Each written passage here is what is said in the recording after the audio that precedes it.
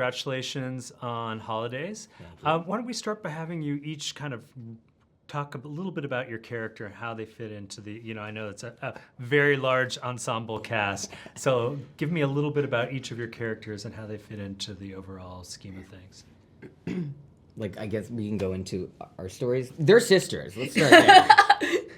Do you want to go? We're sisters. You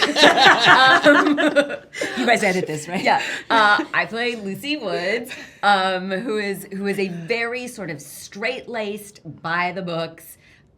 Some might call her boring. I might. Some do call her boring. I do. She does. Mother, who is trying her best to raise a young daughter and is hit in the face by the hurricane that is her sister, Sylvie, who shows up for the holidays and throws their entire world into a whirlwind. So in a shocking twist of casting, I play Sylvie. And yeah, exactly that. Sylvie is one of those people who takes up all the space in the room, but in a good way, in a fun way. Some might say not in a fun way. Some might say in a you made a huge mess of my house way. She does. And I think the thing that I loved most about Sylvie that I really try to remind myself is that the idea that taking up space it's unapologetic. Because when it comes from a place of I genuinely want to spread joy, I genuinely want to help you, I genuinely want to make sure everybody's just feeling like they're enough and living their best life. And when it comes, and so she just doesn't notice because she's so sure that she's coming from such a good place. She doesn't notice when she just starts to just destroy everything, lives, knock things over like a bull in a china shop. Turns out some of us need it a little bit. Maybe I needed a little bit of Sylvie in my life. She needed a lot. Well, I play Ted. I identify with this one. Yes! By name alone. Boring people over here. Ted comes from a fairly conservative family. His story is a coming out story. So he's about to marry the love of his life, a South Asian man by the name of Marcus, but his grandma doesn't know yet. And so they play a lot with the preconceptions that grandma might not be able to handle this. Ted is grandma's favorite. He has a lot of responsibility in terms of feeling okay, if something goes wrong, her health is on my shoulders, right? I don't want to upset that.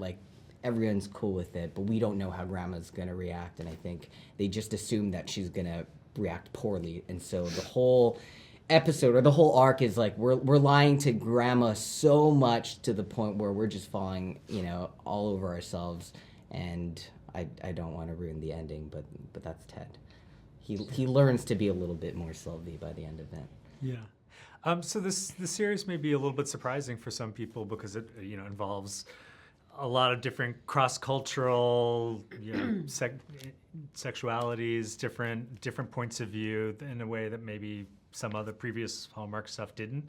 What do you guys think about being part of a show that's breaking some new ground for at least for this network? Yeah, I mean, I love how you both just I started working for Hallmark 2 years ago.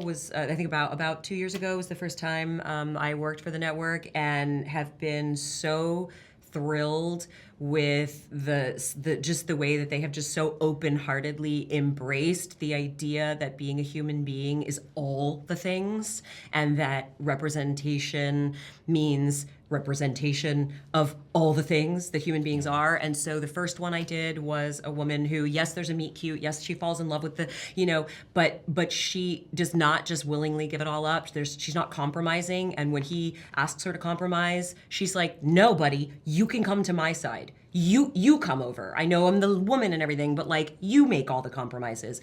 And that was an amazing thing in terms of gender norms.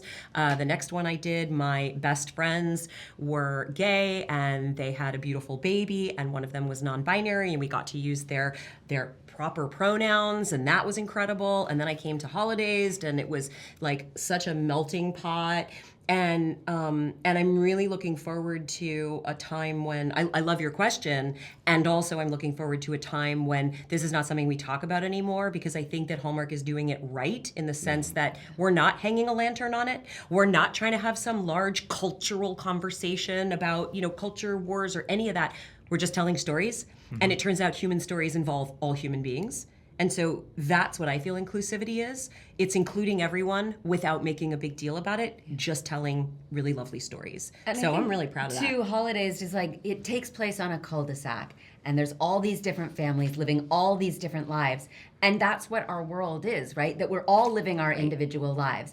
But this cul-de-sac gets together on Christmas Day, and everyone comes together and everyone celebrates the holiday and everyone laughs and jokes and is having fun. And despite all their differences and despite all the differences within each storyline and within each family, everyone comes together for the holidays, and it really does give you that beautiful life moment. Yeah. Yeah, I think that's the whole point of this show. Like, it is a cul-de-sac, 6 different families, so many relationships. And, when they're putting this together, the writers or showrunner, like, they're incredible. They're just trying to find all the different types of relationships that they could possibly come up with and put them on this thing. And I'm so proud of Hallmark for not even batting an eye for us having a show like this on their platform. I'm so proud of it.